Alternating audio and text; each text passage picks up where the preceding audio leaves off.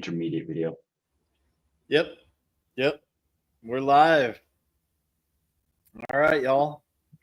Back with Jay for another Truth Seeking Thursday. Tonight, the topic is going to be about these flock cameras, and the company is Flock, apparently, and these cameras are all over the place. I got to learn a little bit more about it with my interview last night with Steve Poinkinen, and was talking a little bit about that. But before we get started with all that, Jay, what's been going on? How's everything going on your end?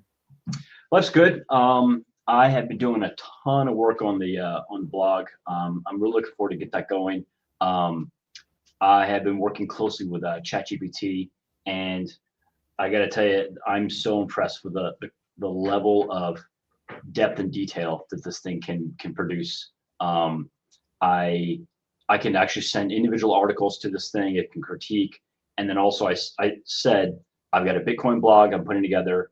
I would like some help for putting together, and it is putting together instructions, but also bringing up points that either I would not have thought of, or I would have thought of like 6 months after the fact. And it's very well structured. As a professional project manager and a senior business analyst, I've been very impressed with the quality, the output that it has. And it'll actually ask me, like, please do this, or I need you to do this. It'll give me action items. I'm like, that is so impressive. So it helps keep me on track. So I've been, if anyone is not sure about some of the good AI tools out there, give it a shot. You will be pleasantly surprised. Just don't make it your companion. Yeah, I agree with that. I totally agree with that. And it's funny because at the end of my opening series, I put in there, my commitment is I do all the writing. I freely admit that I use AI because there's always going to be something I miss. I want to bring comprehensive material to the table, but I do the writing because I want to force myself to actually have to get to know the material and then go through the analytical and construction process. So important. Yeah, like we were talking about the last time we were on a live, that I've used that Suno app for creating an intro song. Yeah, right. Looked up live that it's Microsoft is like one of the people behind it, so I'm not so stoked on that. Yeah. So yeah, I'll use it for now, but I think I'm gonna move more towards getting together with some buddies and working on a song together, or maybe even doing a little rap and just coming up with a little beat or something like that. Yeah, that would work. Yeah, man, I'm like, I could see AI as being a useful tool, but also I'm not on board with all the data centers and all that stuff going up everywhere, and the energy demand that's going to be required for all that kind of stuff, their water use requirements and stuff like that. So I guess it's a double-edged sword, like many technologies are. So are you concerned about these data centers acting parasitically against the current grids? Yeah, I think they're going to affect people's utility rates. And I mean, if you increase the demand for energy usage, and the power companies, they're either going to have to build new infrastructure or new plants. And where is the money for all that coming from? I mean, is it going to come from the utility consumer? I mean, that's what I would guess. So the large tech companies like OpenAI, Meta, etc. Hey, Brianna, what's going on? What they've actually asked for is permission to build their own power plants, and that way they don't have to act parasitically on the current grids. In fact, there's a strong possibility that they may build such supply that they may actually be able to feed back into the power grid and provide net positive input to the current power grids. So yeah, as long as the government just gets out of the way, then I'm actually not worried about it.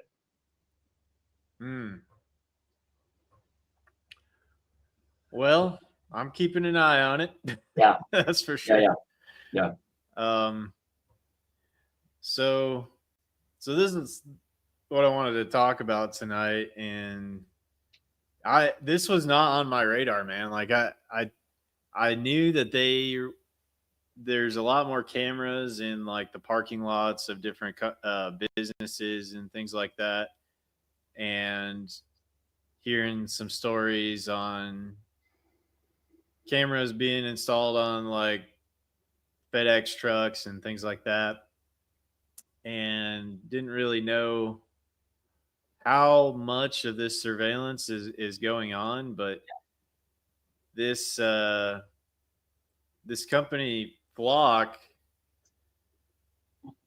Safety, a lot of these like cameras are getting put all over the place, and saying that it's for your safety so that we can help track down people and stuff like that. But it's a giant breach in our privacy, in my opinion. And it's yeah,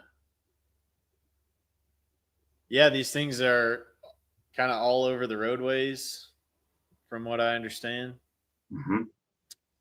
and picking up your license plate, even catching your face Yep. as you're driving by. So this is definitely something that I wanted to get out there so that people are aware of this, and maybe talk about ways that we can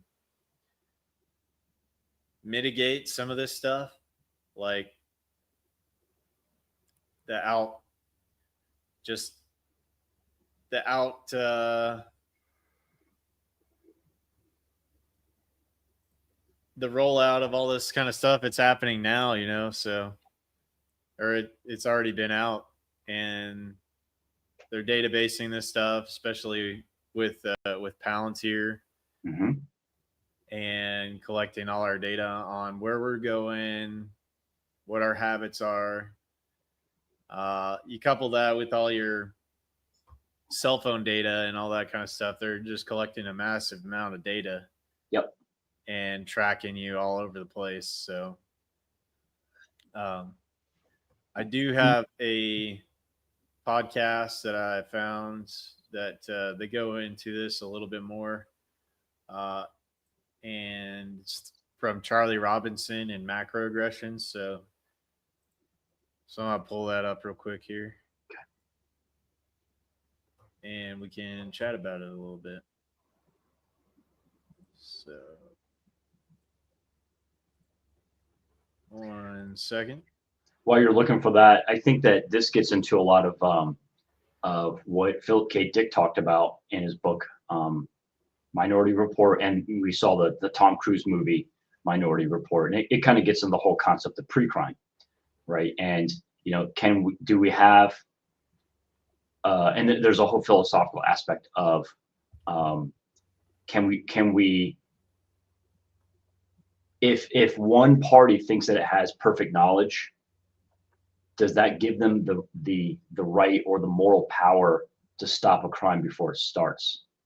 And I think a lot of this, delves into the pre-crime concept.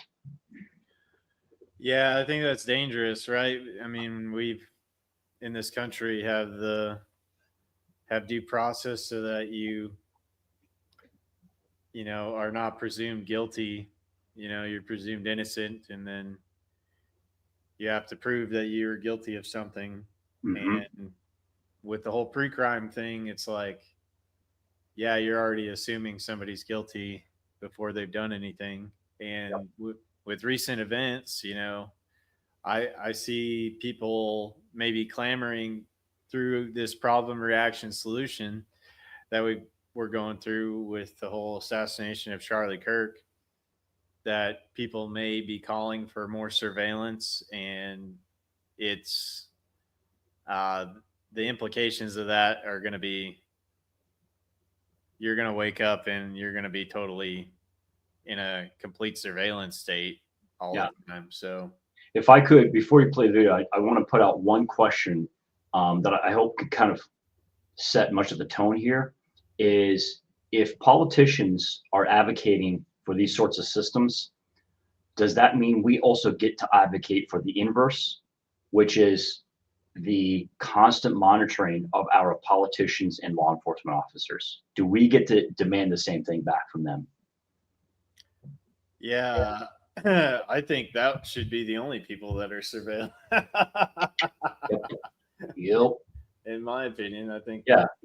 If they're taking it, and I think we're totally in agreement. If they're taking public funds, then they don't have private lives. Yeah, I've thought about that. That all these people should just have a video camera following them everywhere to see who they're dealing with, and and turning those cameras off is a felony.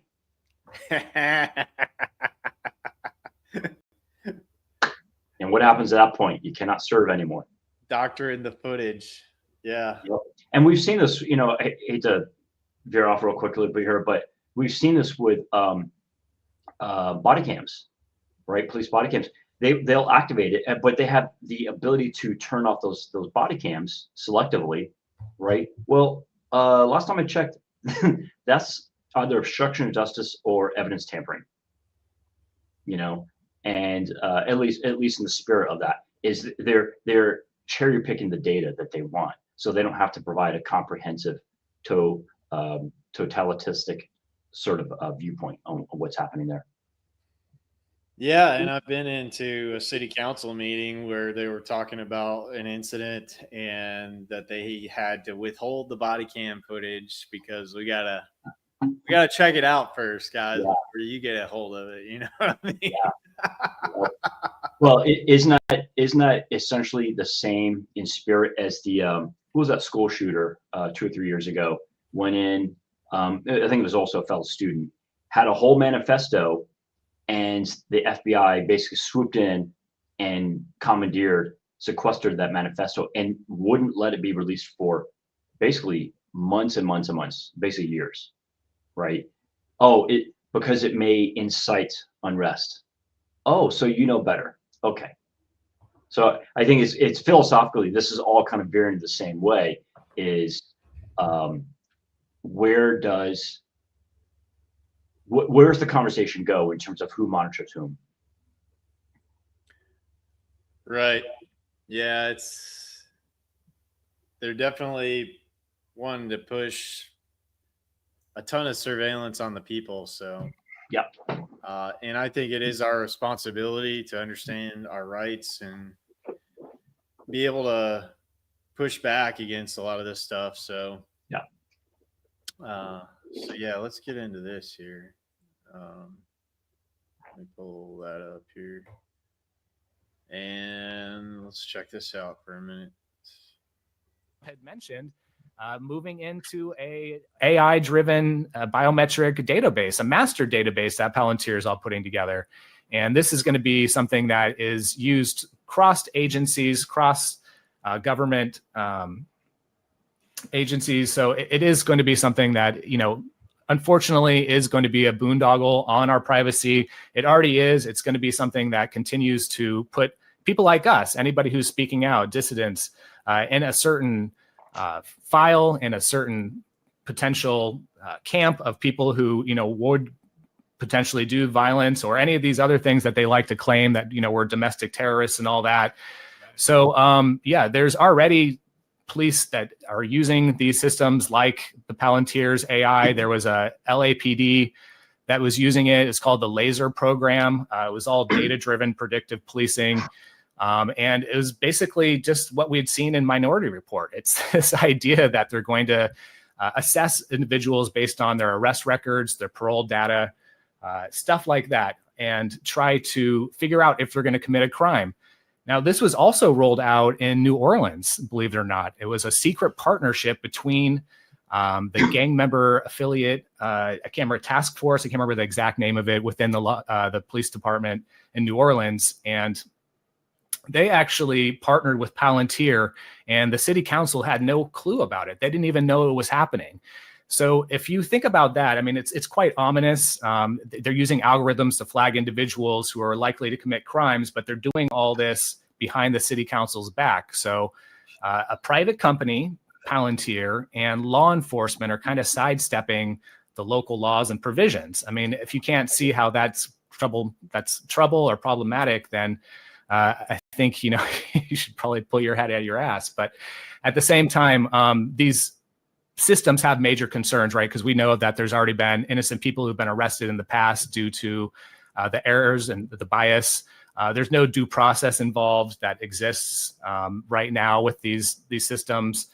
And it just raises a lot more issues when it comes to like these bias algorithms and disproportionately targeting minorities.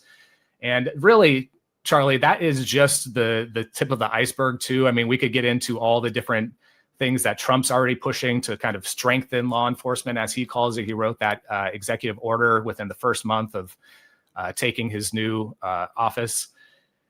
And there's so much more than that. Of course, they're also trying to push all this MS-13 fear mongering to, continue to bolster security on the borders and more police. And it's really become a really messy situation. We're turning into more of a police state now than ever. And I know we've been saying that for a long time, so it's pretty scary. But things are certainly escalating.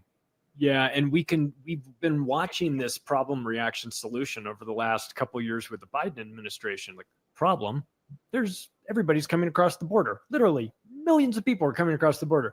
Reaction, oh no, we got to stop it. We got to put Trump in there, and then Trump's going to stop this, right? And then yes, exactly. Solution is, here comes the biometrics. In order to keep ourselves safe, in order to maintain our borders, which we desperately need. That guy Biden was so bad, he opened our borders. But I, Trump, am going to save you. And in order to do that, we're going to need to biometrically tag all these individuals that come in here. But it's definitely just going to be for them, and certainly not for the rest of the public, right? Exactly. And so you can see it like the slow walk into this.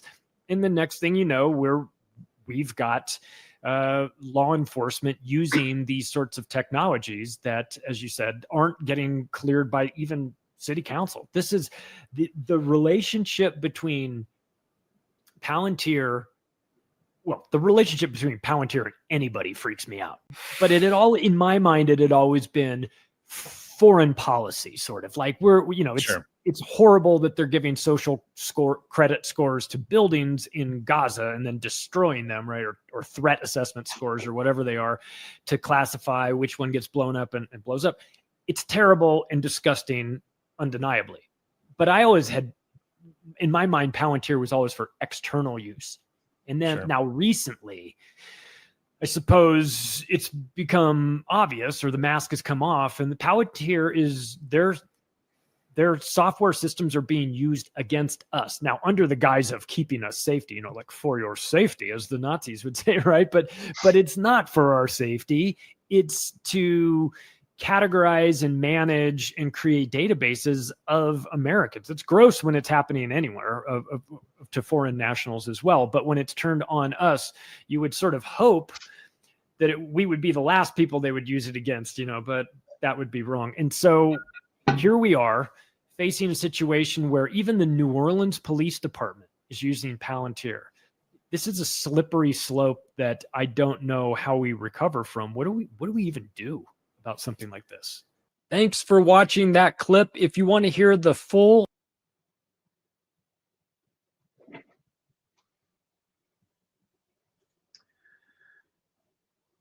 so it's interesting because in a way this goes back to the whole Edward Snowden debacle, right? Where he's pointing out what's happening, and I think the only difference is the location of the problem, right?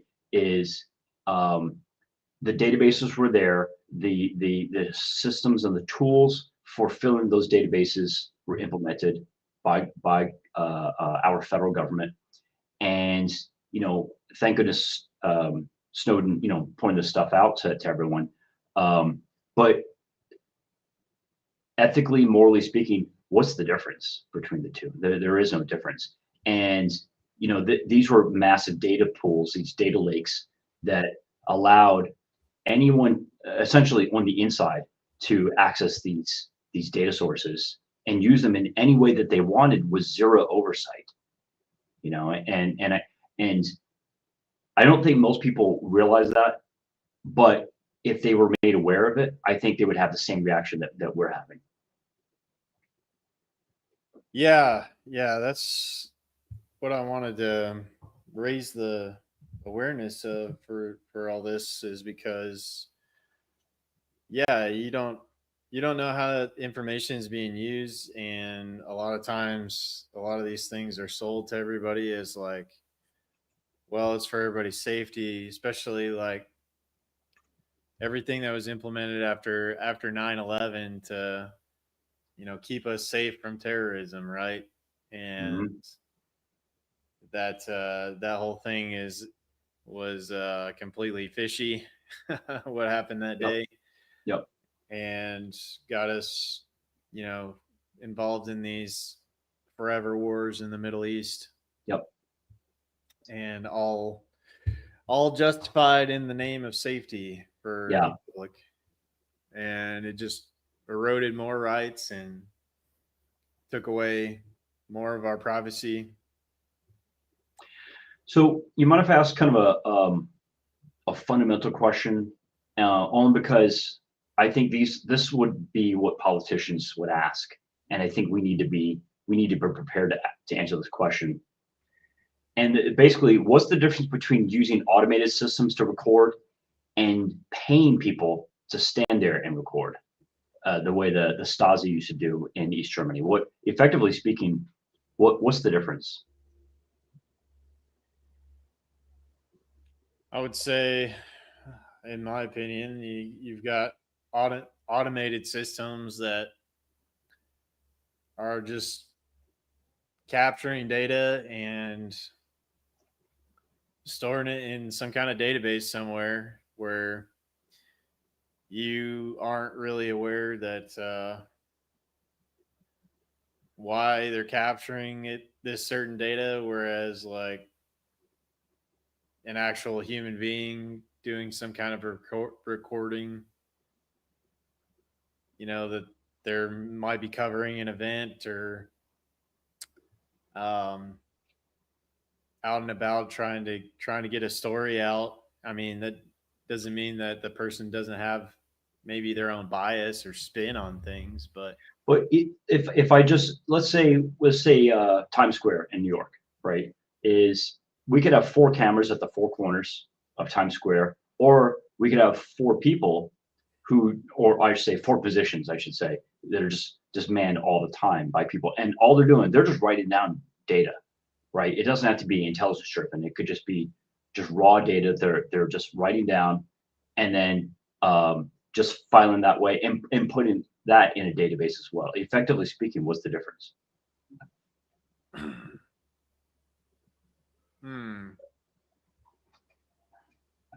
Oh, somebody tabulating it in person versus an automated system doing that. And just keep in mind, I'm not advocating for any of this. I want us to be prepared to fight back against politicians who advocate for this stuff. So if a politician is going to ask me that question, I wouldn't want either. That's for sure. With a human doing it, I guess there's a possibility of error or something. An automated system, you never know though, because somebody could come in and play with the code. If the code isn't open source, then how are you going to know how it's recording that data? I guess it would be a little bit more foggy with an automated system, because if that code is not open, then how do you know what is really going on and what all is being collected? Yeah, so I think the spirit of what you're talking about, and I think I agree with you, is in the Arnold Schwarzenegger movie Running Man, right? Yeah. That was based upon a book as well. And they went in and retroactively changed the footage. They modified the footage. So we're going back, over 30 years ago when that movie came out, and they were showing that. And I think there was this bit of disbelief by the audience, like, we don't have the technology for that. You're right. We didn't have the technology back then, but now we have systems that were showing in real time they could do that exact sort of thing. Oh yeah. Real quick, I hate to bring in cryptography all the time, but this is where hashes come into play, right? Where every 5-second clip or 60-second clip, you can take a hash of that video and just record that alongside. So if you make literally one change in one single bit of data in a stream, you'll get a completely different hash. So that's one thing you could do. But the thing about it though is that assumes that those databases are open to the public for auditing, and we know that's not going to happen. Right. No. Yeah, I mean, especially it's all these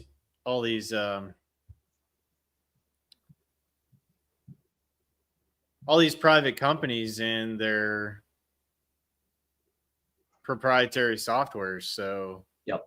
How are you gonna be able to figure out what's really going on? Yeah, that's a good point. I think it's a very good point. They could implement hashes on there, but that would only apply to their internal systems. Those systems would not be publicly available. Yeah.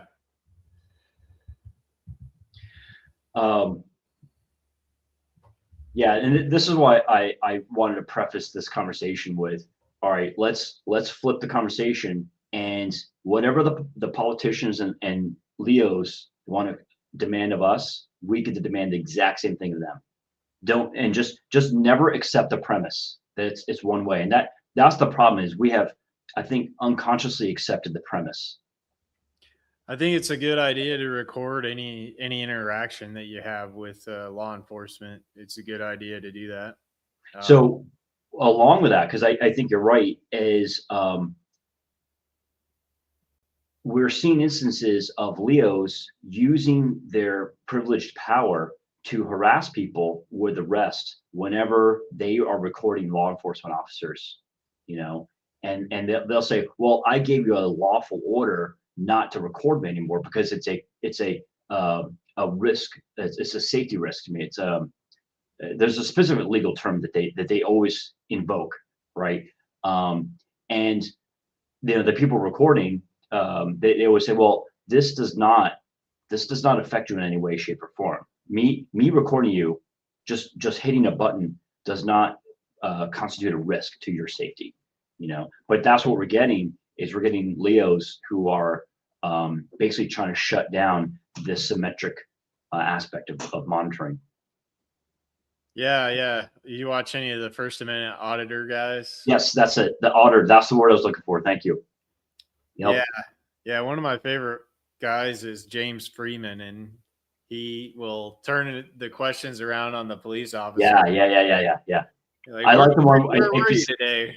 I like the ones where he says, "Have you been drinking today?" Yeah. What? I think I smell alcohol in your breath, officer. Yeah. I watched an officer almost shit his pants when it got reversed on him. Great. Oh yeah. They're great. Let's see.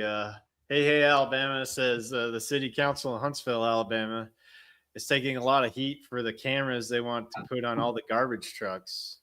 Mayor Tommy Battle tabled it until he could educate the public later.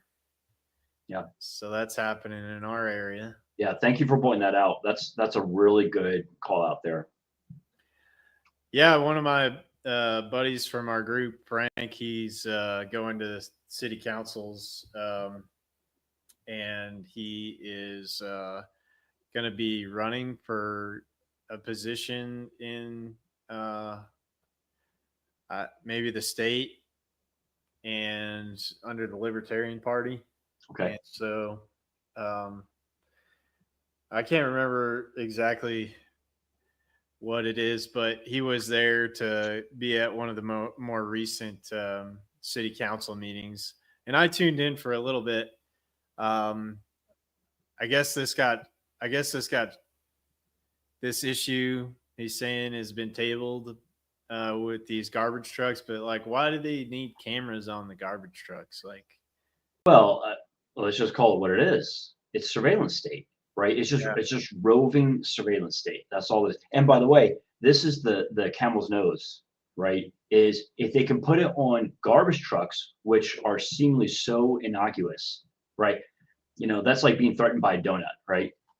Well, if I can put it on garbage trucks, I can put it on entire government fleets, right? Mail, postal carriers, right? Sewage, all utility vehicles, right? Law enforcement vehicles, entire fleets, and then you have the ability to essentially monitor. You have mobile monitoring at that point. It's game over at that point. yeah, I think that especially in the bigger cities, this is going to be pushed more and more. Yeah. And the way that they do these council meetings, man, they don't make it easy for people to get to them. You know, it's like you got to take off work almost, take like a half day or something to be able Yeah. to make it to one of these meetings and give them pushback. But this is definitely one of those issues that I think is important to fight back, push back against. Yeah. And so, yeah, I think on a smaller level, like in smaller towns, like you can get a lot more people to kind of show up and be pretty effective. And there are examples of this happening. I heard one today where I think it was up in Indiana, where the people were pushing back against the installation of a Google data center, I think. Mm-hmm. And they were effective. They got them to stop and halted the data center for now. Yeah. But yeah, there is, once people become aware of this stuff and realize the implications of what we're moving into, that it's, I mean, we need to take it seriously. Yeah. That we've got to be able to put up some resistance to this. So also there's an aspect of American jurisprudence, which I think is important here. And, you know, at the founding of the country, we really fought back against the idea of general writs. The idea that, so in the United States, we have warrants, right? You know, I can go into, a law enforcement officer can go into a location. I have a warrant, and it has to be very specific and actionable, right? Which is fine. Okay, I'm fine with that. But prior to that, especially I think in England and parts of Europe, they have something called general writs. Is a law enforcement officer or a politician could basically say, I just want to search your place.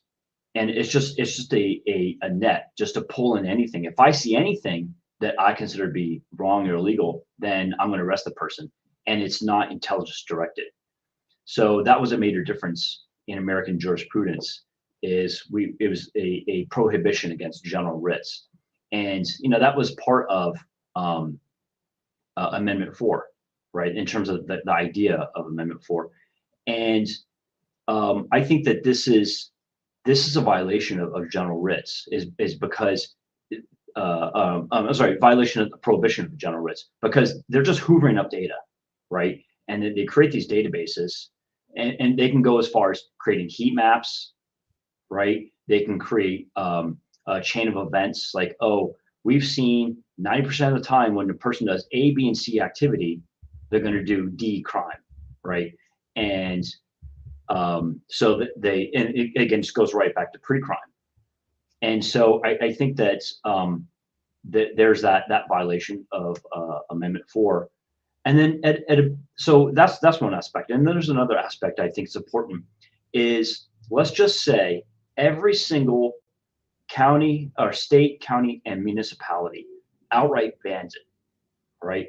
That doesn't prevent the federal government from going in and implementing it anyway, in any way that they want, right? I mean, I want to say it doesn't prevent, meaning feasibly speaking, cyber speaking, right? It doesn't prevent the federal government just going in and just implementing these systems across the board. In my opinion, though, it would be a violation of Amendment 10, right? And which basically says those not specifically enumerated to the federal government by the Constitution are reserved to the states and the people, and could possibly be a violation of Amendment 9, right? Which basically says those rights not specifically identified by the Constitution shall not be disparaged of the others, you know. And I think that's important. There is that there's nothing in our Constitution which allows the federal government to come in and place these systems within our states, you know. So if we can fight it at the local level, and I hope we do, I think that should be the approach at the federal level as well. You are not given that constitutionally enumerated power by the Constitution. Yeah. Hey, Alabama. If people don't object, they assume we've given consent. Yeah. Yep. Agreed. Yeah. Silence is consent, right? That's what they assume. That's the default mode. Yeah. I think I've heard it referred to as a tacit agreement. When you don't, I guess when you're made aware of it, but then you don't do anything about it, then you've tacitly agreed. Yeah. So here's a question for you. Do private citizens have the obligation to remain uncovered or unhidden so that they can be scanned in public? So, you know, if I go in public and, you know, I wear bulky clothing, I wear something, you know, a mask over my face, would a law enforcement officer or a politician say, no, you can't do that. You must remain overt in public so we can scan you? You know, because we've seen systems, right? People wearing masks. In fact, there are actual companies that sell masks that are for spoofing, right? They can spoof cameras. It's digiflage, right? Yeah. And then, you know, clothing, stuff like that has lights on it that can make cameras react by having their apertures closed down, you know, things like that. And I could see some politicians say, no, you can't do that. You have an obligation. You have a moral and legal obligation to remain uncovered so we can monitor you all the time. You may not use spoofing measures. Yeah, that was immediately one of the things that came to mind when I learned more about this. Was like, okay, to mitigate this, could you wear some kind of spoofing mask, like, yeah, digital camo or something like that, something to break up the camera's ability to detect your face. Yeah. But I think people just need to get aware that these things are about. And talking to Steve the other night from Steve Poinkin, you know, it was like, I'm not advocating for this, but you right. know, there you can't, like in the UK, they have these guys called the Blade Runners taking down a lot of these cameras that are around. So, yep. And I've also learned, like, you can mix up like some kind of paint and sand and oil or whatever into like a balloon, and it becomes like a really sticky thing that would be hard to, like, it would basically ruin the camera. Yeah. But yeah, I mean, nobody voted for this. Yeah. Like the guys were talking about, Charlie and Jason on the video there, that a lot of times they're just sneaking it past a lot of these local city councils and things and just putting them in. And nobody's really aware that it's happening. So Yeah. I don't know if you've noticed any of these around, but like, Well, they're always going to be covert, right? Let's just call it what it is. They're never going to they're never going to make it over voluntarily, and even when there is a legal requirement to do so, they're going to skirt that anyway. Let's just call it what it is, right? It's always about asymmetry, you know, and this is why I keep pushing the point. Is this let's have perfect symmetry both ways. You know, we get to monitor you, and we get access to the databases that you have on us. You know, and so I think what's important about that is what they don't want to do is they don't want to have cameras. So yeah, that's a good example. The camera that you've got displayed up there, right? They don't want to have those cameras, the locations of the cameras known, for the very reason you talked about, the Blade Runners, right? And you know, one measure that I would never do, but I could see people doing, is something that would be light based, right? Where they're basically shining lasers right into there. And what's the advantage of that? It's highly repeatable, right? Is it doesn't require you know, having to build a new balloon every single time. It doesn't require having to cut down an entire pole every single time, and it could be done from a distance and covertly, right? And the thing about it is, you're only affecting one teeny tiny little sensor. Yeah, a CCD, exactly, a tiny little sensor. And if it is destroyed, someone's got to go back every single time and replace that camera, right? Which takes time, right? And I guarantee you, if this gets popular enough, there will be more people with those targeted lasers than there are people who can actually replace the cameras. Yeah. At a certain point, it would become like Sisyphus rolling the rock. Right. Yeah. That's a great example. Like, keep replacing these damn sensors. These guys keep breaking these things.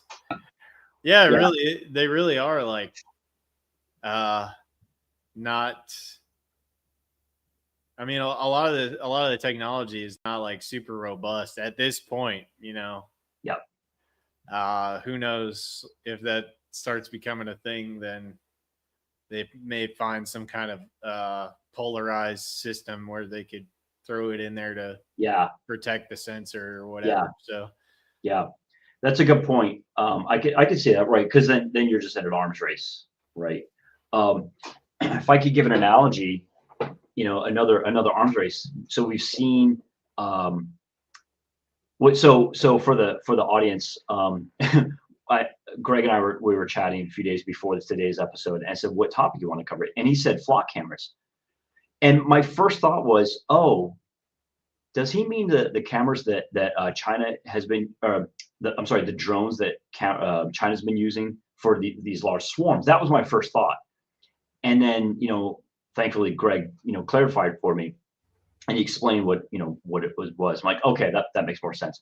But you know, we're seeing instances of these drone swarms that China's done an amazing job of implement these. I mean, sometimes there's really hundreds of drones, and they're highly choreographed.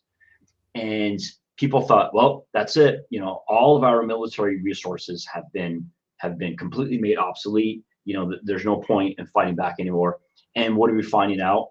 That the military has already rolled out a solution to fight back against that.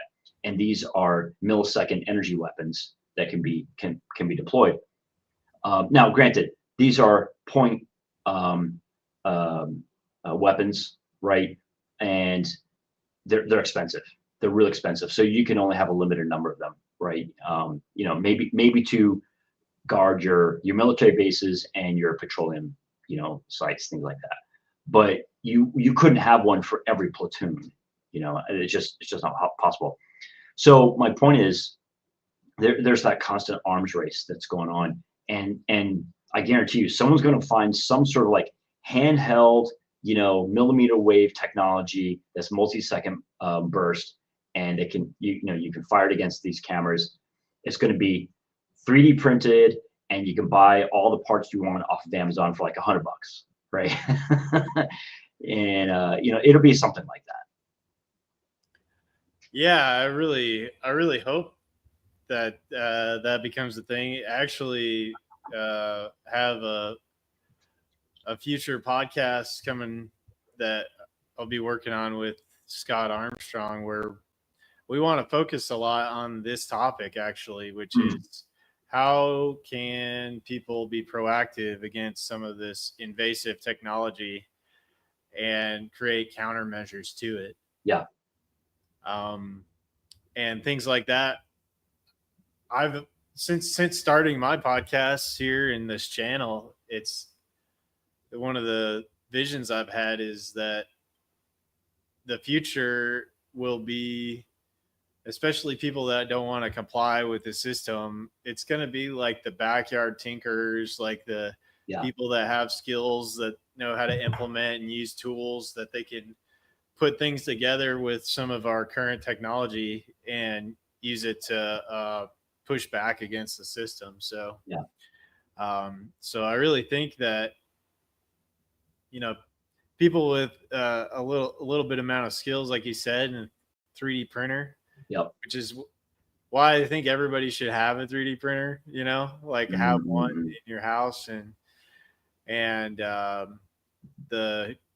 especially the 3D printing gun community, like they've really shown what you can do when all of the people come together and are working on different designs and collaborating and, you know, tweaking other people's designs, making them a little better here and there. And the development from where that started into where it is now, like with Cody Wilson, I think with his first 3D print gun with the Liberator, that it was like coined as like, I think it was mostly 3D printed gun. And it was kind of the first one. I think you'd only get like one shot with it, but it's come so far since that. It's like the stuff that these guys are doing is just like will blow your mind on some of these guys.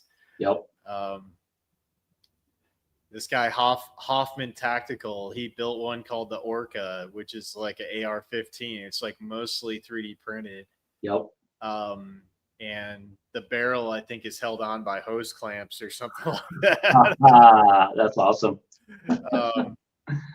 But yeah, there's all kinds of innovation happening there. I've even seen guys that have built like little turret, little tracking devices. Mostly 3D printed stuff. So it's come a long way for sure. I remember when Cody Wilson put out the his Liberator, and I immediately went out and started using torrents to download it and then reseed that. And to this day, I'm still reseeding. I think he had 2 or 3 torrents out there, and I've been reseeding. Especially, so there was the Liberator, and then there's an AR-15 torrent. I've been torrenting for like 7 or 8 years now. And what's funny is that I actually use what's known as a seed box for torrenting. I don't do it here in the United States. The seed box is in the Netherlands, which does not recognize our DMCA laws. And it is deliberately kind of behind this legal wall, if you will.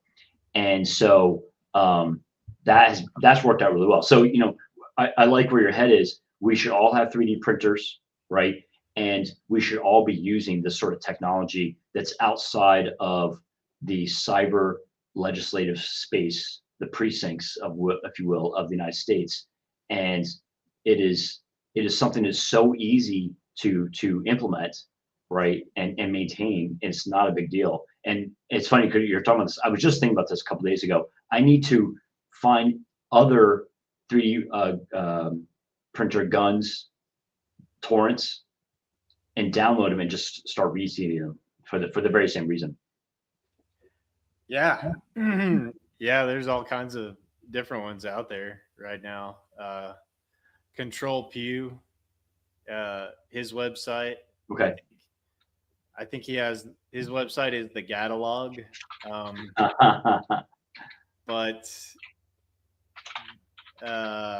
But on there it links you to Odyssey, and Odyssey is where a lot of the files are hosted. But okay.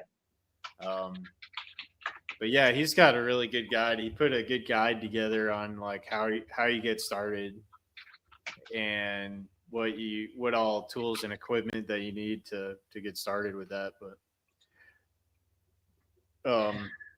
I think that the overall lesson here, and this is something I talk about in my opening series for Bitcoin, is we talk about mega political events, right? Especially in regards to so mega politics can be man-made or natural. Natural would be like an earthquake, right? And then man-made would be things such as written language or the invention of gunpowder, the gunpowder revolution, etc. most of the mega political technological events end up being distributed in nature and pushing power to where they need to be, which is down to the individual, right? And it allows the individual to reclaim much of their self-sovereignty. So the vast majority of people who have firearms, at least in the United States, especially when they're legally owned, they don't use them offensively. They only use them defensively, right? And that allows them to retain high levels of self-sovereignty.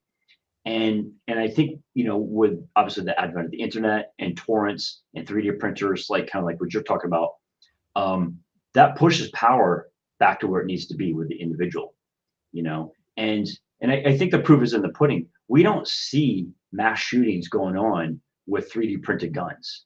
That doesn't happen, right? The people who are taking that much effort to do this sort of thing, they're doing it because of self-sovereignty and self-defense. They're not using these as offensive tools, and I think that's something that most progressive and contemporary liberals, they just have no conception of that people will act in their own best interest in self-defensively. let's not give him any ideas. Yeah, maybe I may have overstepped there. But yeah, I agree with you. I think the people that really care about personal defense and their own sovereignty are a lot of the folks that are really into it, and they really get it. That it is about having personal responsibility. Yeah. And taking that power into your own hands. See, hey, Alabama says, if I saw what I think I saw, the cameras in the guardrails are working on 110 in Fayetteville, Tennessee. That's an interesting point. I could see there being entire distributed databases that prop up that start cataloging sightings, I should say, like what Hey Alabama just did right there. I think that's very very prudent. And people will say, hey, I think I saw at mile marker 23.5, I saw something there, and when we're going to check it out, and someone says, yeah, I just checked it out, and it's secured, verified. Right?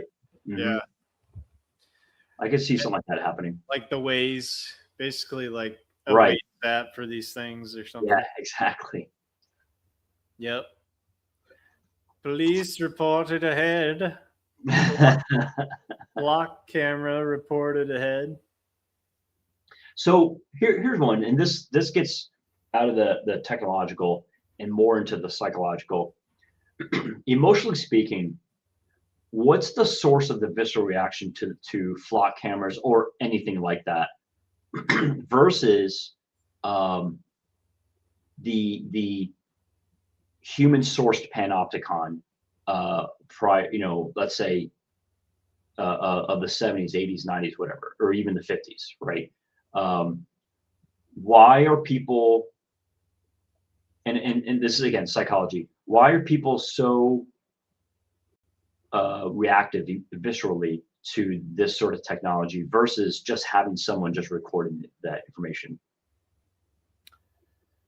Well, it just makes it so much easier to collect and store the information. I believe that in the past there were massive efforts to collect a ton of data on people, but they had no way of making any kind of meaning out of the data. So you have these large data sets, and they're stored in building somewhere, but now you need like 10,000, a million people to sit and sort through all this collected data on people to make any meaning out of it.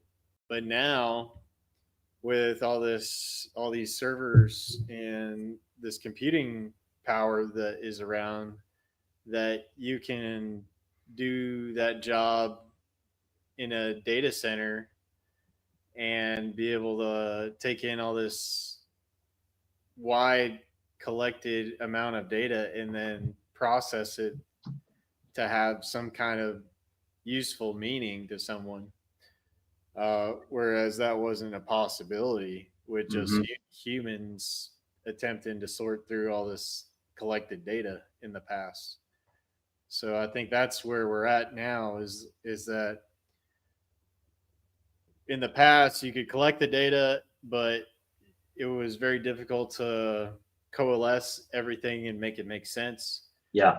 Whereas now you can widely collect a bunch of data, throw it into somebody's software AI program.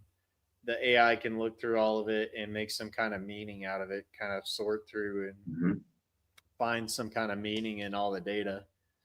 So I think that's the difference in and why it's so scary now. Yeah. I think there was a book written about this, and I think it's called IBM and the Holocaust. Yeah. That had to do with, there was a gentleman by the name of, I say gentleman, his last name is Watson, and he basically facilitated the working together of IBM and the Nazis, and he knew exactly what he was doing. So when IBM came up with their artificial intelligence system called Watson, it wasn't named after the Sherlock Holmes character. It was named after this guy. And that's some scary shit. And it's interesting because so Edwin Black wrote this book and IBM went after him. And I think this story is correct. Went after him and he said, okay, fine. Show me where I'm wrong. I've got all the receipts. Dispute any of this stuff. And they couldn't do it. So I think a lot of this I think IBM pioneered punch cards as a data collection tool and data aggregation tool, in a large part because of the work that Watson did with the Nazis. Yeah. Yep. Some scary shit. Yeah, I haven't read this book, but I've heard it mentioned on the Grand Theft World podcast before. And yeah, it very much leads into what we're seeing today is that, in the past they were working on this and they just didn't have a good way of sorting through all the data and figuring it all out to make some kind of meeting. So really, we're living in a time with the internet, which is a controller's dream to have all this access to all this stuff because now they can collect and monitor and attempt to control your habits and your the way you're traveling and maybe restrict your travel if everybody's using some kind of programmable money. Yeah. You have some kind of programmable money that you can get shut off and you're doing something that the system doesn't approve of, that you would lose access to that. One of the things that they brought up in that little video that we watched was how on your phone, if you have biometric, either your facial recognition or a thumbprint enabled on your phone, the police can just put your phone up to your face, or they can use your thumbprint to open your phone. So right now they don't have a way of figuring out, unless somebody is screen logging you, which is always a possibility, to immediately get your passcode. So it's a better idea to use a passcode than using any kind of the biometric stuff, whether it be your face or your fingerprint. So with that, I remember this was an issue 5 to 10 years ago where there was some criminal engaged in some heinous act, probably murder, and the IBM got his FBI got his phone, and it was an Apple phone. FBI went to Apple and said, "We want you to help us hack this phone," and they said, "We can't. It's out of our hands. Once the person puts, the passcode, like a numerical passcode on there, it's out of our hands." And the FBI basically accused Apple of collaborating with a murderer, a suspected murderer, right? And I remember it was interesting how they tried to deliberately mischaracterize, what Apple's position was, and Apple was just being technically correct. Like, there was nothing we can do. Once it's encrypted, that's it, right? And I remember that sparked a whole controversy. Should the government have the legal power to enact backdoors and to force companies to enact backdoors? I remember I read a book called Crypto by Stephen Levy. It was right around 2000, 2001. Really well done book. And it traced the history, I think, from about the 70s up until about 2000.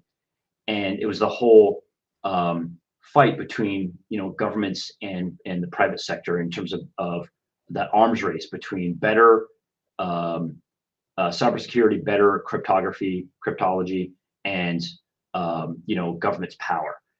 And it was very interesting, kind of looking at that. And governments wanted to have the power to force companies to put in backdoors just for the government. And obviously that spawned a whole bunch of other philosophical, moral, as well as cyber issues. What if someone cracks the code that the government had as their backdoor, right? So this was interesting to see how that debate has gone on, and it's interesting to see how it resurfaced with that the contention between the FBI and Apple. Yeah. I kind of feel like right now we're moving into this thing where it's like, okay, it's the private sector, it's not the government, so it's all right, Yeah, right. Yeah.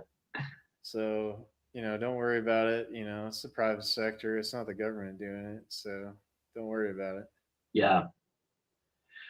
Oh no, quick note about that book. If anyone's interested in one-way functions, mathematical one-way functions, which is the basis for all of our e-commerce today. So this is public key encryption. So if you know RSA, Rivest, Shamir, Adelman, or if you know Diffie-Hellman, these are cryptographic methods for creating one-way, using mathematical one-way functions to create public key, private key pairs. It's actually a fascinating story, and that changed a lot of our online commerce and banking because of the ability to create asymmetric keys. For the nerds out there. I'm trying to find this comedy sketch here to pull up, but you had submitted a. Oh yeah. So while Greg's looking for that for the audience, this is half comedic and half allegorical.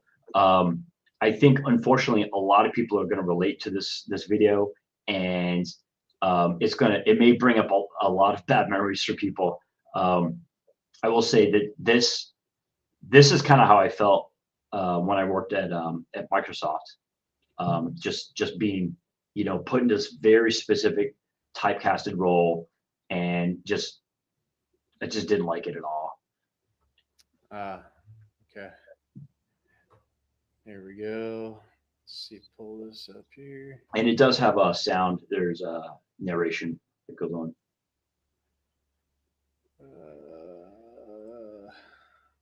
Some of you may have that sense of the German word Schadenfreude, which I think transliterates to friend of the shadow, but it's that perverse sense of pleasure that one gets from pain. So, yeah. Is this the video right Yeah, here? yeah, that's it. Okay. Pull this up.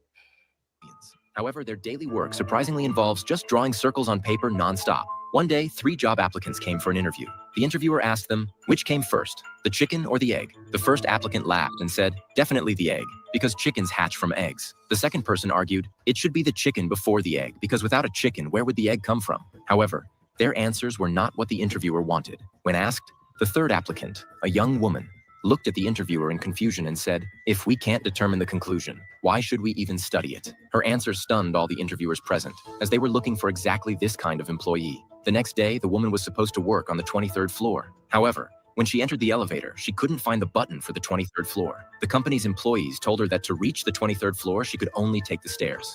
She said, then I'll take the elevator to the 22nd floor and walk up the stairs from there. But the supervisor said it was against company rules, and she had to start from the first floor.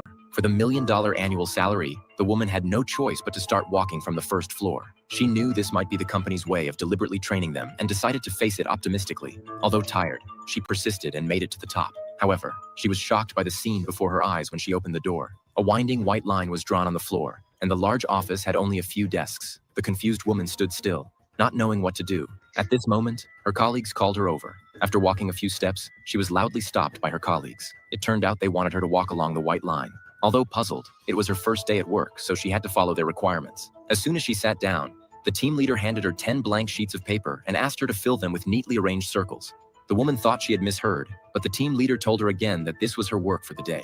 After finishing, she had to submit them to the supervisor for inspection. The woman worked like this until 12 noon lunchtime. She asked the team leader about lunch arrangements, but he ignored her. Then she heard a door open, and a woman walked in, pushing a lunch cart along the white line. She served each person a bowl of black noodles. While they all ate with relish, the woman had no appetite.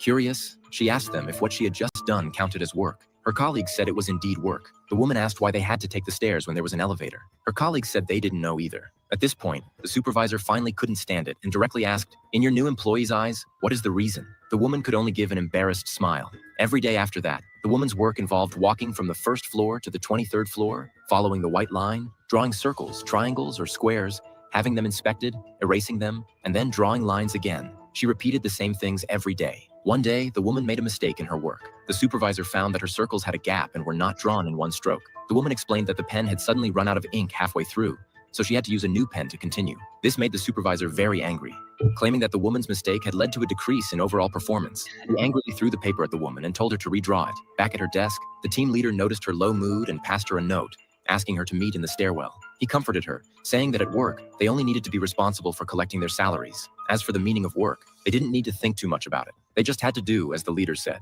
In this company, every employee earns an annual salary of millions. Yeah. Like, don't care. Doesn't matter what you're doing. Just Yep. You're here collecting a paycheck. Yep. Yeah. This gets into a little bit of the Keynesian economics and the Marxian view of economics and philosophy and work, is that just doing work, that's where the value is, just doing the work. It doesn't matter what the outcomes are, and this is such a major difference between Keynesianism, Marxism, and the Austrian School of Economics. Yeah, your production should come from something that's needed in the marketplace, and that has real value, and it takes a real effort for your production and a payoff. Yep. And you can't centrally plan that. Like, it has to come from people that are connected to the local area, so that you get the proper feedback mechanisms for what the market demands in that area and what is needed. Yeah. So that's why central planning always fails. Yeah. Especially these 5-year plans. You're lucky if it works for 5 days. And ends up in starvation. Yeah.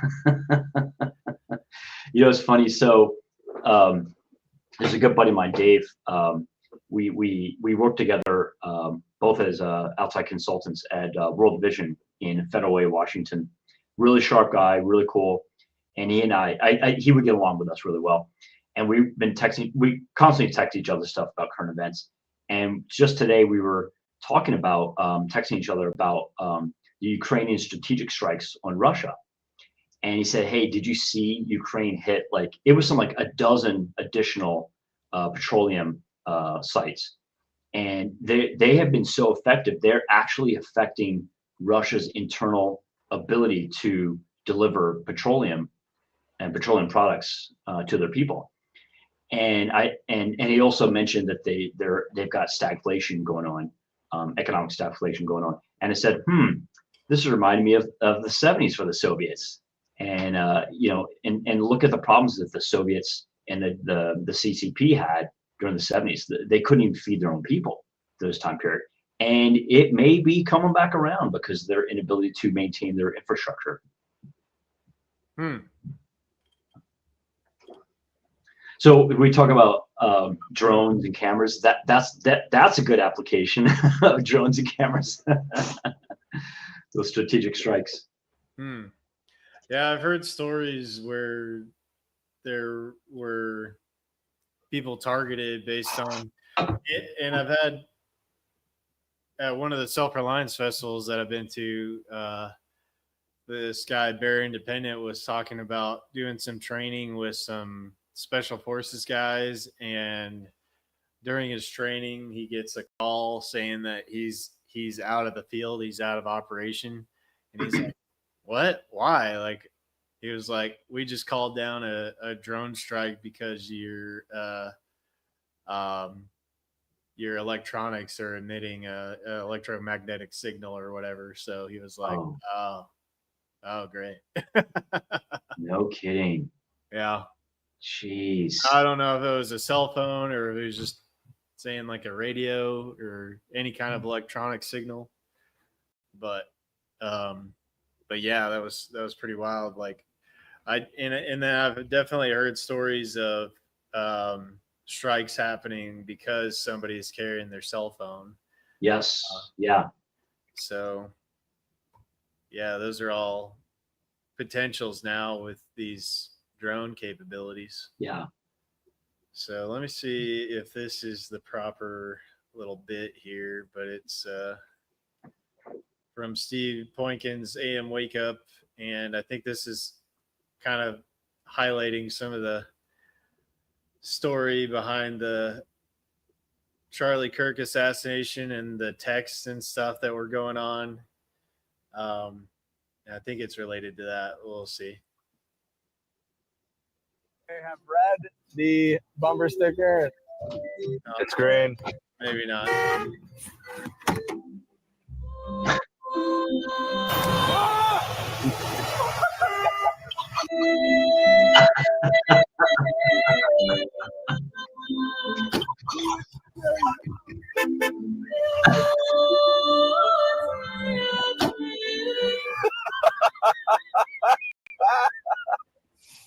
What did the bumper sticker say? Honk if you love. This was not the skit I was thinking of. It's still funny. Yeah, I just saw honk if you love, but I wasn't sure. Yeah, I didn't catch it. No big deal. It's all good. Yeah, that wasn't the skit I was thinking of. I thought I heard it on the show this morning, but it was kind of interesting because all this stuff about the text conversation about the guy doing the shooting or whatever, it was like, he's given so much information about him wanting to go back to get the gun or after he stashed the gun and all this stuff. And he's like saying that he did it and all this stuff. And it's like, this doesn't make sense, man. Yeah. Would would somebody that's attempting to do this and like get away with it be saying all this stuff? And Yeah. it very much seems it's really bizarre, really fishy. Yeah. Yeah. The speculations they're growing like wildfire right now. Yeah, I don't know enough about it to like really. I know the official story. I'm not buying that. Like, Yeah. I'm ignorant as well, so I can't comment on it. I just don't know. Yeah. Let's see. Hey, Alabama says, one guy I follow sometimes was a Marine. He said that they could be tracked by Fitbit. The guys who ran for exercise could be seen by surveillance. Interesting.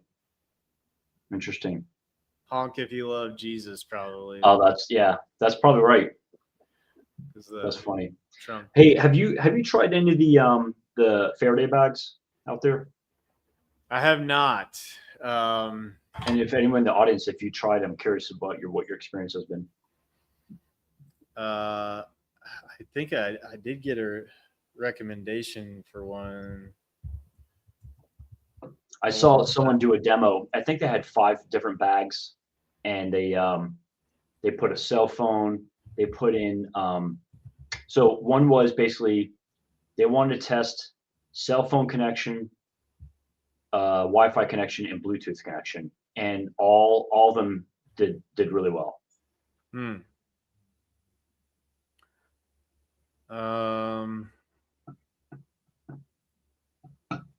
I think it's this Mission Darkness Faraday bag is something that I was recommended a while back. Yeah, but I don't know. I haven't tested any of them out to say whether or not that they're effective or not.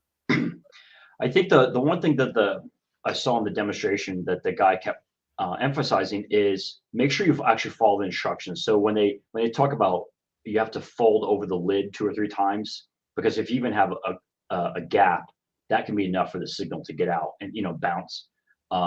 So I appreciate that level of detail, and it looks like a lot of these they do have proper lip so it can get you folded over. So I love this stuff. I think it's great. Yeah. I need to get a bunch of them. Yeah. Hey, I don't know if we talked about this previously, but have you had any, or if anyone in the audience has had any experience with the Graphene OS? Did we talk about this previously? Experience with Graphene OS? Yeah. I think we talked a little bit about it, and I recommended that Above Phone. I think it runs on Graphene OS. What's it called? Above Phone. Okay. And then I have one by I have a what's called a ghost phone from my buddy Shane Radliff over at Liberty Under Attack, and they're creating ghost phones and ghost laptops that have the Google software wiped, and they use Calyx OS. Okay. It's like the most, but yeah, these phones have all the Google stuff wiped from them, and I don't know the difference between Calyx and Graphene. Yeah. What they offer and what has an advantage over the other one. But the Above Phone looks really slick. One of my buddies got one, and he liked it a lot. But he recently got a new phone by a guy that's like super into privacy. Let's see if I can find it real quick. He sent it to me a little while ago. I think it was like Brax or something like that. Oh, Braxman. Yeah. The Brax phone. Are you familiar? Yeah. So he has a great YouTube channel. and he's all about just awareness of these different cyber tools that the governments and the big tech is using against us. He actually has his own company, and they sell phones very similar to this. I've heard mixed reviews about the products that he sells, but I'm gonna give benefit of the doubt that when you start moving away from the established technologies and putting your own stuff, you're always going to run into some difficulties, So from what I've seen, though, their customer service seems to be pretty responsive, So for the above phone, is that a finished product? Like it's a phone with graphene installed on it already? Yeah. Okay. Yeah. You don't have to do anything with the software. Okay. When it gets shipped to you. Okay. And I think I'm not sure exactly what platform they're using, but I think it may be Google Pixel phones that are de-Googled. Yeah, so if you go to the Graphene OS website, I think they only I don't want to say endorse, but they only recommend Google Pixel phones, which is rather ironic considering how much stuff Google installs into their MonkeyWorks. Okay, okay, that's good to know. USA has one he recommends. Thank you. We'll check that out. Yeah, I just love the fact that Graphene OS says just use the Pixel phones, and we'll de-Google the shit out of it. I think that's awesome. Yeah. Yeah. So that same guy I was telling about before, the one he and I talk about a lot of politics and what's happening in Ukraine. He's been giving me some headway into, he actually bought a Google Pixel 8 Pro and then de-Googled it and installed Graphene OS, and he says it's been great. It's working exactly as expected. Yeah. I mean, so right now I'm running off of a Windows laptop, but I loathe Windows. I loathe Windows 11. Mm-hmm. I don't want it capturing everything that I'm doing on my screen. Like, it's doing so much in the background that's messing up the performance and everything. So, I really want to switch over to just using Linux. Yep. And I do have a separate laptop that just runs Linux.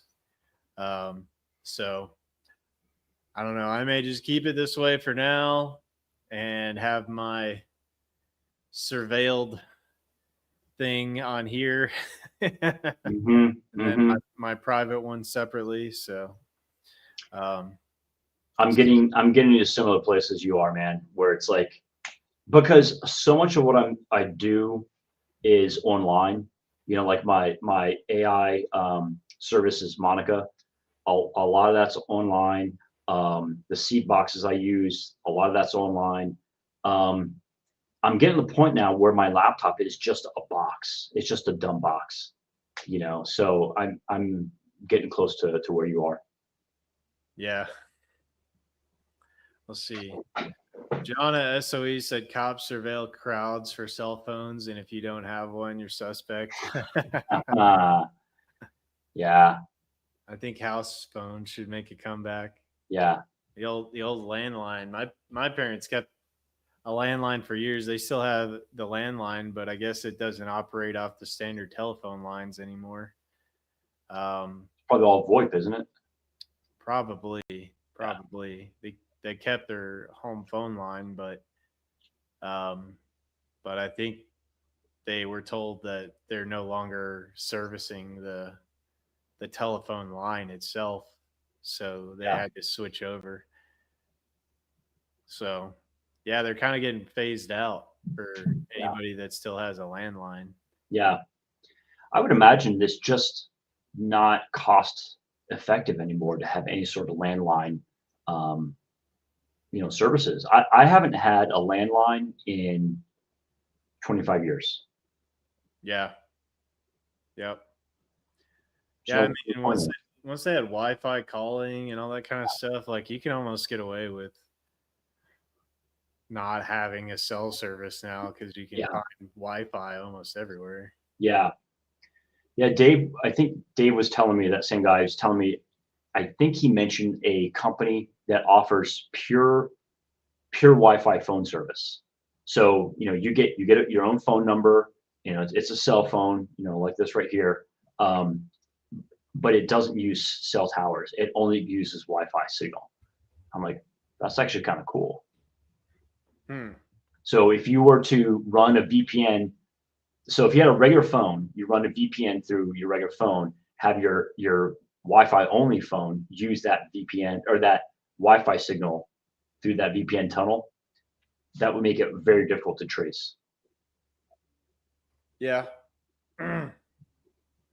Yeah, because I guess with a lot of the phones, it's the IMEI, the unique identifier there, that is telling you who owns that phone and where your location is.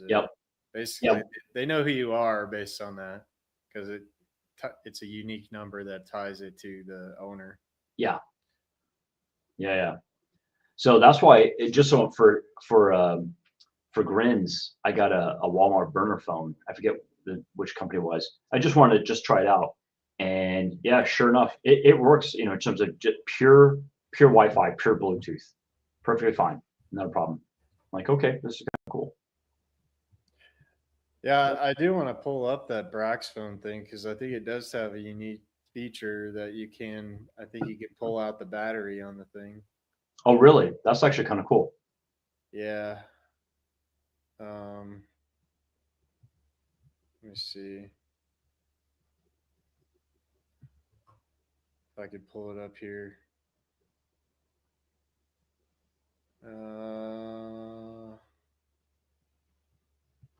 Backside.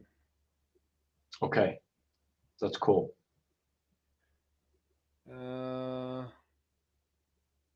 Yeah, it looks like it's physically removable. Like you could probably remove the entire back cover. Yeah, I'm not sure. My buddy got one, so I'll have to go check it out from That's cool. and see what he thinks about it. That's really cool. I think I looked on eBay for the Pixel 8 Pros, and I think you can get them as cheap as like $350, which I thought that's not bad. And obviously, graphene has the requirements, like it's got to be completely unlocked, not cell phone, not carrier dependent, things like that. But yeah, I love it. I love that stuff. We mentioned Edward Snowden a little bit earlier, and he wrote this book called Permanent Record that talks about how basically everything that you've done online is potentially could be used in a case against you in the future. So anything that you posted forever online that has been online is something that could be cataloged and used. So yeah, if you want to check out that book, that he kind of goes into detail on some of that stuff. Appreciate that. Permanent Record. Yeah. It's funny. I was talking with someone. This is right around the time when the whole thing around Snowden broke, and this person said,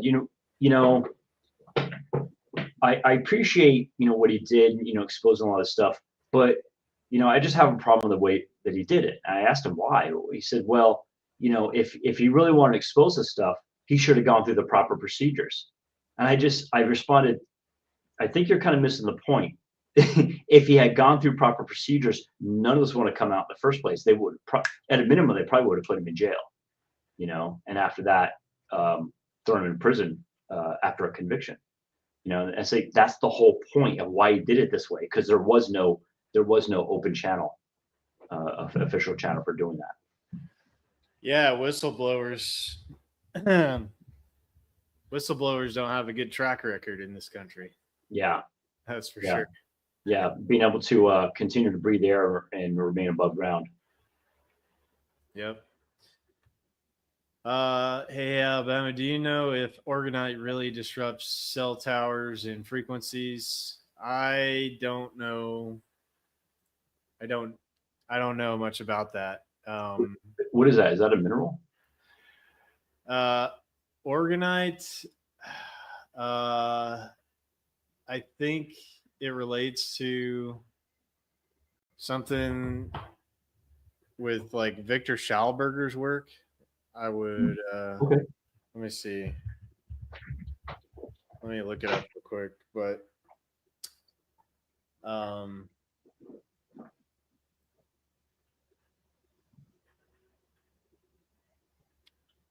let's see.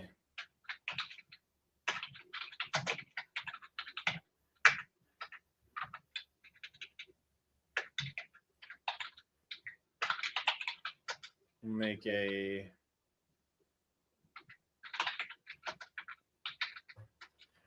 Orgonite is a material made specifically to capture, cleanse, and release orgone energy. It is a combination of quartz, tiny metal pieces held together by a resin. These materials work together to recondition the orgone energy so that it can be effective conduit for the other energy. Orgonite can be fashioned into any shape, including wands and pyramids. So I do have one of these little pyramid things, Orgonite things. Okay. As to its effects, I don't know. Okay. But yeah, people make these little things. They usually have crystals in them, and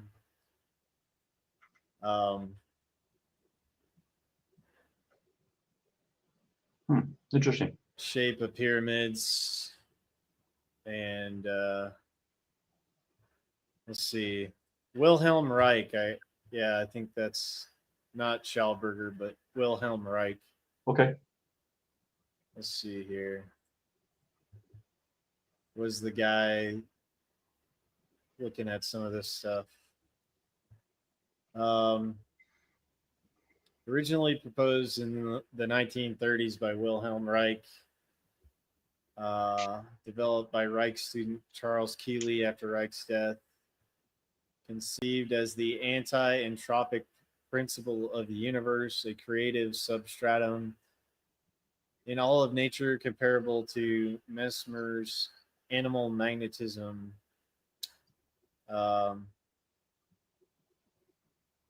Orgone was seen as a massless, omnipresent substance similar to luminiferous ether, but more closely associated with living energy with inert matter, could allegedly coalesce to create organization on all scales, from the smallest microscopic units called bions in orgone theory to macroscopic structures like organisms, clouds, or even galaxies.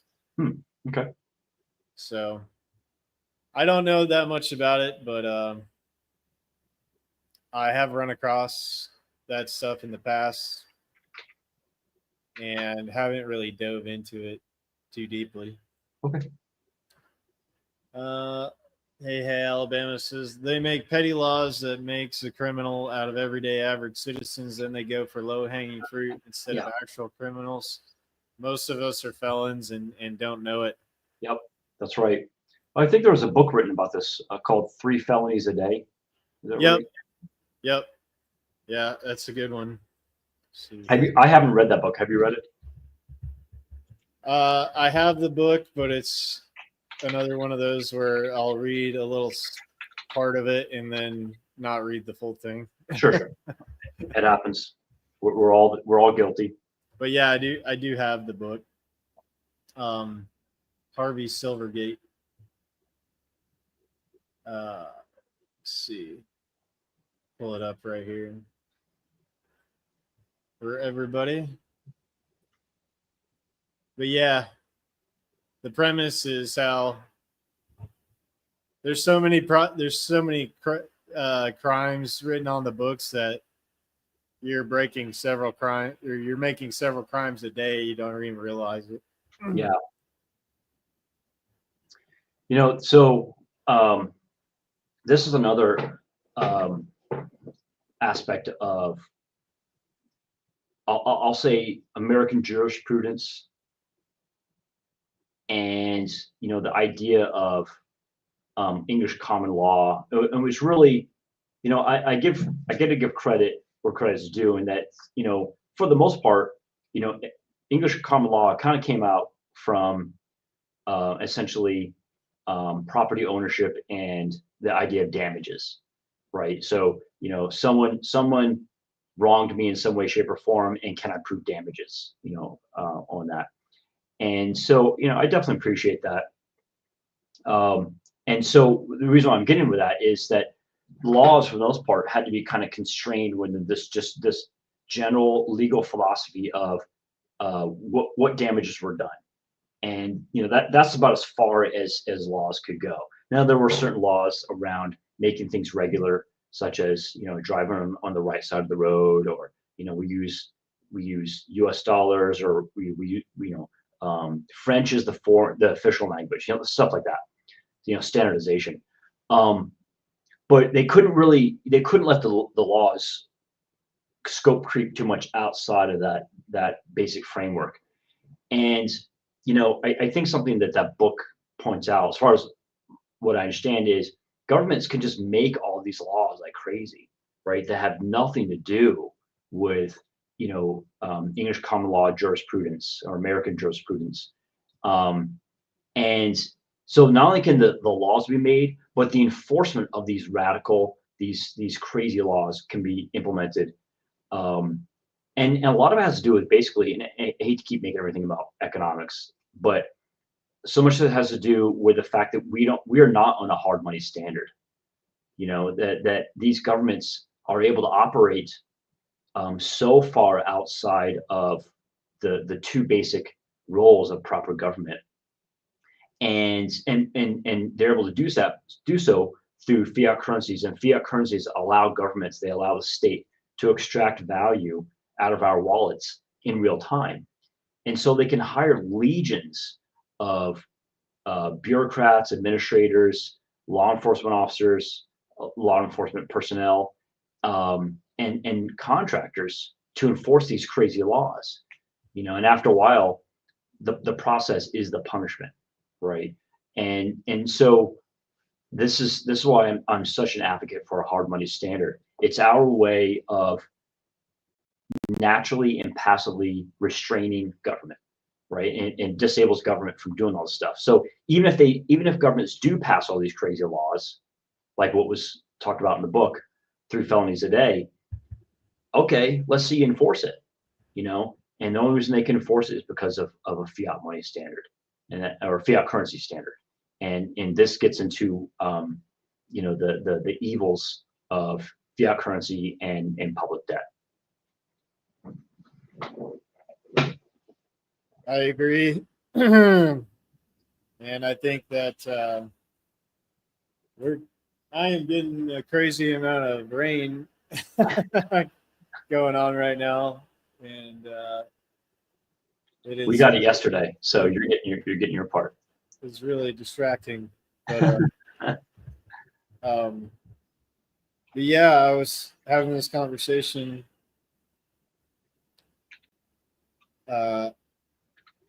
earlier today, and with my lady, and we were talking about finding alternatives to the money system. And is one of the things I always come back to is like, well, food is a good thing, like being able to grow some food and having some items to trade, like cover all your bases for survival, like we don't know what the future holds, but that's one thing that you can do, is that you can have that wealth in the ability and your skills, the equipment that you own to create value for other people. Yeah. That will always be a necessity, like, can you do some plumbing? Can you do some welding? Can you fix a car? Can you change a tire? Can you, repair equipment? Mm-hmm. A lot of these things that are always going to be needed, and useful skills. So if you have or are lacking in skills, that if you can work on continuing to pick up new skills and be able to offer value to other people in some way, no matter what's going on. And if you can do some of these things on the side and develop more skills in that way, then you're going to be somebody that people want on their team. I know we've talked about that in the past. Mm-hmm. How you look for people with certain skill sets that you want on your team. If the how do you say it? If the fit hits the shan. If the fit hits the shan, yeah. Yeah. Yep. So yeah, I think it's a good point. I think most people, when they think, I'm going to call it readiness, right? So this is a very soft term, readiness. I think all they think about are things like, do you have any firearms? And it's like, in a way, that's kind of like the least important thing. Like it's important, right? Self-defense. That's what this comes down to. But honestly, just in terms of your day-to-day survival, I think what you're saying is really that's the proper mindset. Do you have food? Do you have tradable skills? And if not, a person or a family can be an island, and they may not survive. They may not be able to go through the downturns because they need something, and they have no trading mechanism there. Yeah. And I mean, even if it just saves you a little bit on your grocery bill by growing a little bit of your own food, I mean, that's a big deal. Yeah. That could be a big deal. So I will say this is one huge advantage, and I don't mean to preach, but this is one huge advantage of being on the carnivore diet is I've got a couple of chest freezers, and that's what I draw from most of the time for my food right there. Yeah. And it's really easy, especially, and I bought from John, right, my cow, and took it to the processor, or John took it to the processor, and it was all wrapped up really nicely. It vacuum packed, and it is great. And I got it literally a little less than a year ago, and it's still working for me. And later tonight I'm going to have a carnivore meatloaf, and it's great, highly nutritious, very dense, nutritionally dense as well. It's kind of hard to do that with non-carnivore foods, and if the grid does go down, then I've at least got my generator. I could run it twice a day to get the freezers back down to the temperature I need to be, and run it for maybe 15 minutes, and I'm good. So it's little stuff like that little adjustments I think make a big difference. Yep.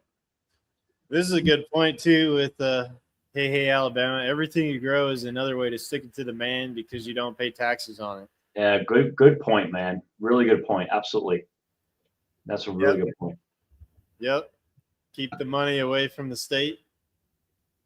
Do what you can to make that happen, and that's one of the ways that you can keep that energy, because our money really is our time and our energy. Really. Yeah, that's right. It's also, so yes, it's time and energy. I'll say in addition to that, because I agree with you, it's also potential. It's also potential energy, right? It's our ability to hold off expenditures, so that way when we need to deploy that capital, right, that financial capital, we can do it in such a way it's an investment. So if you need to buy a car, right, that's whether it's an investment or a utility, right? But you have that potential at all times, and you can deploy that cash as needed. Yep. Yeah, Um, I recently did that myself. I was able to pick up a new used car. It's new to me. Mhm. It's got miles on it, but it's actually in better shape than um, a car that I'm looking to sell now. So Was that the vehicle that I saw? Was it the?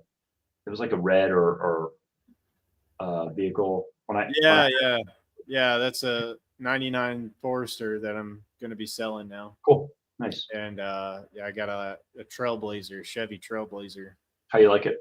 2003. I love it so far. Good. It's great vehicle. Yeah, yeah. Well, Subaru makes good stuff, so I'm not surprised that your Subaru. It's a Subaru, right? The red car, Yeah, yeah, Subaru Forester. Yep. yeah. I'm not surprised that it's lasted you this long. They make great stuff. Yeah, I mean, I've touched about every part on it, but That's all right. I just had to swap the engine one time. Okay. So, Okay. But No, it's lasted you. yeah, the only thing with that, but it's that boxer engine, so it's a horizontally opposed piston engine. Yeah. And it's an interference motor. So if you lose the timing belt, and it is a belt, it's a rubber belt on that thing, Mhm. and if you lose that thing, then it could totally destroy the engine. And ask me how I know. I mean, I avoided disaster because the timing belt slipped on me at one point, but I was actually able to salvage it because I didn't try to hit the gas. As soon as it happened, I pulled off of the road, and thankfully it didn't screw everything up in the engine, and I was able to put a new belt on it, and Gotcha. I salvaged it because the teeth had slipped on the main crank that was going to turn everything else. So yeah, miraculously the engine was saved, and I just had to put a new timing belt on. But for that reason, and they're also have an issue with the valve covers, because the oil gets distributed out horizontally, right? So Okay. so the valve covers, if they become an issue, you can like lose all your oil and really quickly, and it can become a problem. So it can leak out through the seals? Is that the issue? Yeah, there's like seals on the valve covers, Mhm. and there's a main valve cover gasket, but then there's also like individual seals and stuff. Gotcha. So this is a straight six engine, and 4.3 straight six. Wow. All right. So it's a really robust engine. Yeah.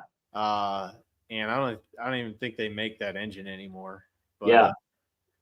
So that's another reason why I went with this thing, because So when you were talking about the timing belt coming off, it messes up the motor because it doesn't have a load on there to kind of naturally govern the engine. Is that why it would get messed up? no. So it's an interference motor. So the pistons, if it's out of time, can slap against the valves that are Okay. the exhaust and the injection Okay. of fuel. Okay. That makes sense. And so if the timing's off, the piston can actually run into those valves and totally destroy the thing. Gotcha. Okay. Why it's designed like that? Probably to just cram everything in there, Yeah. So That's funny. So yeah, it's very well balanced, that design, that horizontally opposed design, and I think originally it was designed for aircraft. Because it so well balances the forces. Yeah. But because gravity works, you have that issue with the oil and everything. So yeah. So in some ways it's good. Some ways it's it could be catastrophic. So Yeah. Okay, that makes sense.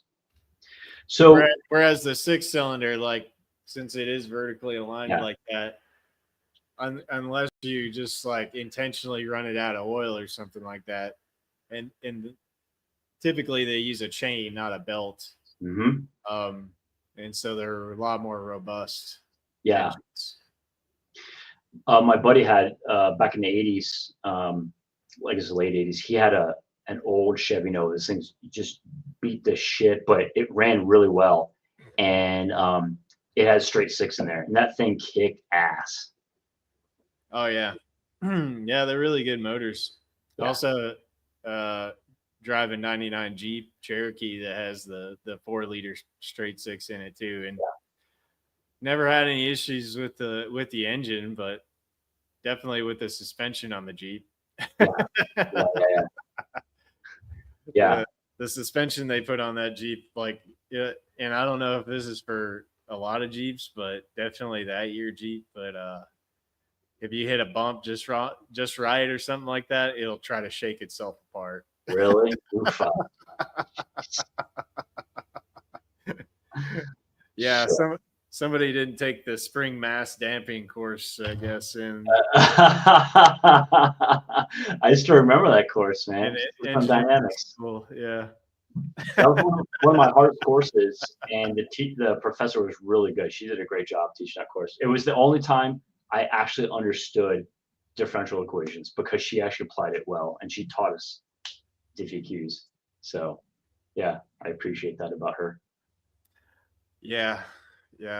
System dynamics, I think that's what it was, something like that.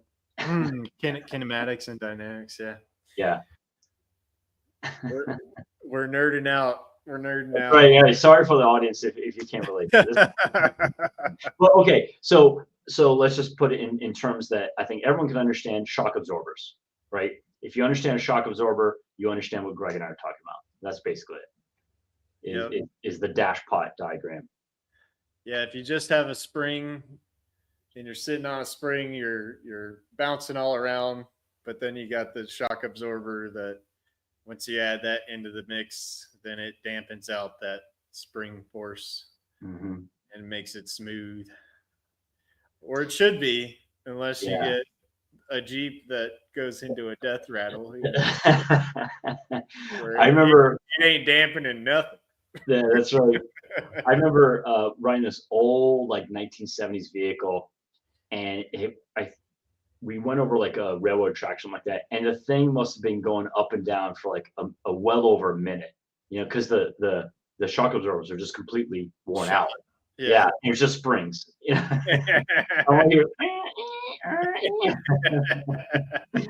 So for anyone who wants to know why shock absorbers are so important, that's the reason why. Yep. Yeah, if you've ever watched some of those old videos on like how a differential works and all that kind of stuff, and it's interesting to watch how they figured that out. How they figured out how the gearing system works and everything like that. Yeah. You can make it work. I love those old videos, man. Those are so cool and so informative. Like they just show some of the basics of mechanical engineering. I love it. Yep. Yeah, there was this one video. Maybe I can pull it up real quick, but it was like the GM engineers explaining this stuff, and he's coming up with all these silly terms. Oh yeah. The cross modulator or something like that. Turbo encabulator. Yeah. I wonder if I can find the video. Yeah, I think here it is. We'll pull it up here.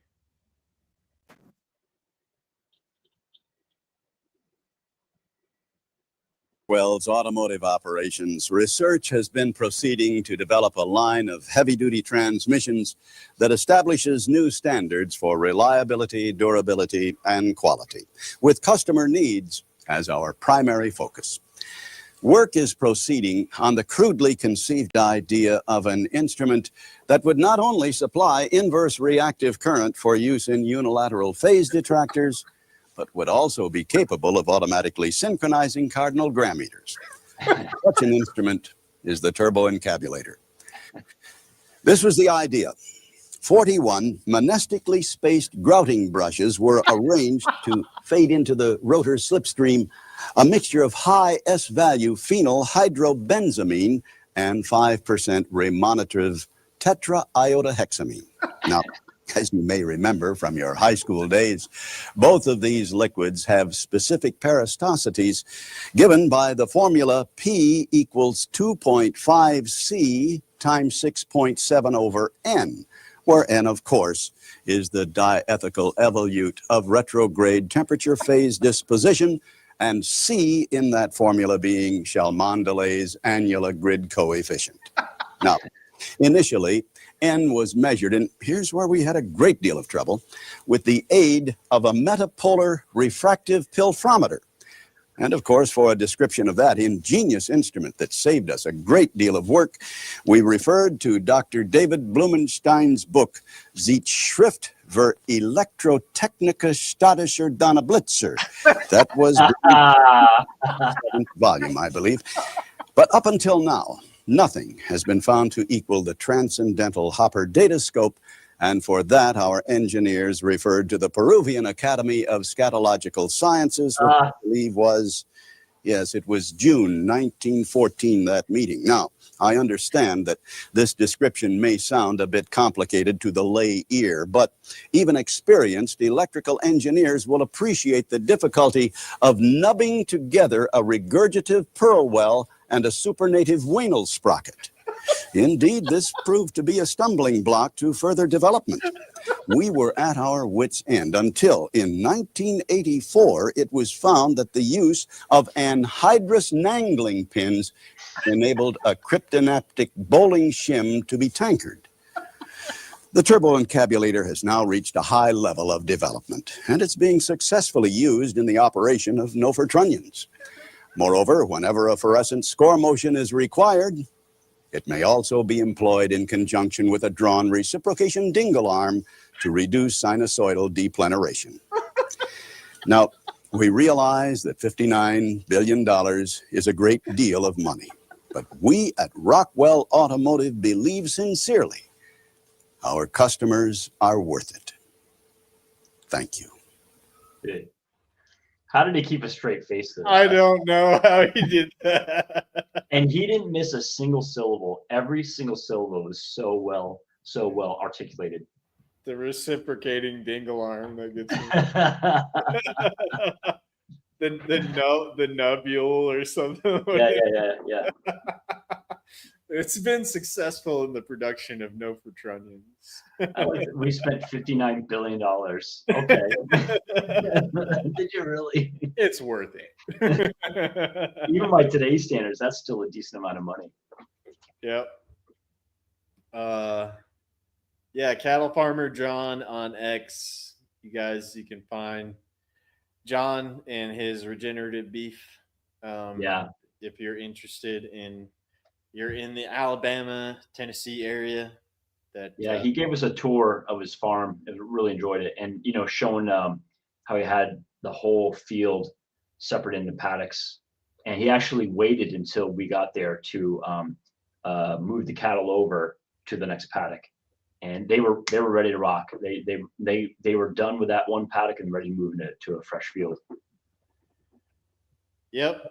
And he's just a small cattle farmer that's doing it the regenerative way. So definitely, if you have the opportunity to meet a farmer, somebody that's doing that, and like I said, if you're in the northern Alabama, Tennessee area, southern Tennessee area, to hit up John. Yeah, he's a cool dude. If you're very, very knowledgeable individual, and he's willing to experiment, in terms of the types of plants that he has there, the fruiting plants that he has. So I appreciate that about him. John is the man in the food. So this might be something, a topic that we may want to cover in some future episode, and this may be something we could ask the audience if they're interested in. So I gave a talk to my Bitcoin meetup group about physical currency, so actual physical bills and coins. And if the fit does hit the shan, electronic money that's going to go the way of the dodo bird. And what we'll have left is kind of like what you talked about, is being able to barter skills, right, and trade there. But then also, I think that there would be a distinct possibility that we would use physical currency as legit means of payment for goods and services. And I think that the market would naturally see that as actually good money. It wouldn't be currency anymore. It'd actually be good money, because the federal government cannot print any more of those. They're not going to be stamping out coins. They're probably not going to be printing any more of those dollars. And so no one can go back and print, 2021 dollars anymore, because, we're beyond 2021, right? So those dollars would actually be, in a way, a hard asset, right? Because they're of limited quantity. And so the talk that I gave was talking a little bit about that in a barter economy, that would actually be a good form of money. And I talk about also means of detecting counterfeit bills, right? And there are very simple methods we can use for detecting that. And I think actually the Treasury Department and Secret Service, they've actually done a pretty good job of implementing anti-counterfeiting and anti-forging tools within there. So if you're interested, maybe that's something, and if the audience is interested, maybe that's something we could do. It was like a 25-minute talk that I gave, and I think it's something that's very easily implemented, right? That anyone here could do. And I've been collecting, just change, just regular change for probably a dozen years now, for that very reason, is that I could be almost like the bank for my town, and providing some liquidity into the market if needed. So that is another unique opportunity that people within the audience can have, is be able to provide actual monetary resources for their community. Yeah, that would be great. Yeah, there you go. Brick Church Meats. They're awesome. October 25th. We're doing another farm with John. Oh, okay. That's cool. Yeah, Brick Church Meats. I like them a lot. I met the owners. They gave us a tour. Really enjoyed it, and it was just kind of cool, because when am I ever going to go to Tyson Meats, and view their processing plant? That's never happening.